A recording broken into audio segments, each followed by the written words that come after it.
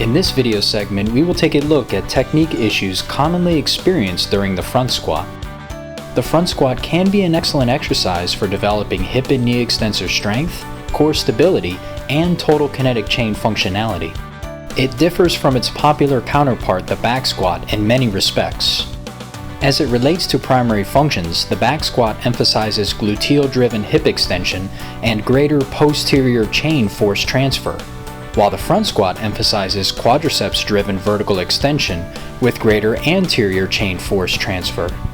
The front-loaded position of the bar not only changes the muscle emphasis, but also impacts biomechanics and considerations for proper form. As seen here, the front squat requires less posterior hip displacement compared to the back squat, potentially placing less stress on the lower back and knee joints.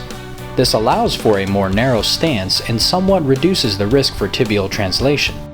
In this stance, clients should be cued to sit downwards towards their heels, keeping a more vertical spinal position, rather than press the hips backward in a manner consistent with the back squat.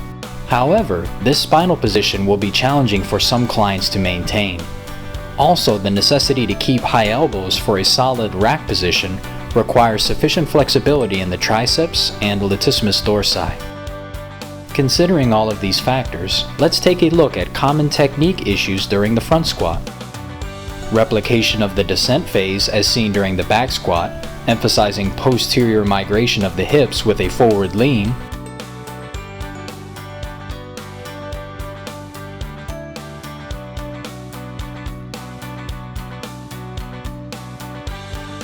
Failure to maintain a relatively vertical trunk position, as indicated by low elbows and protracted scapula.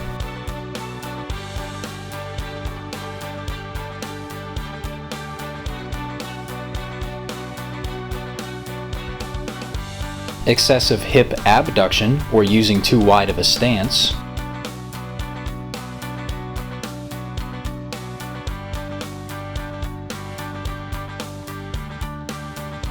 Posterior pelvic tilting at the bottom of the descent phase.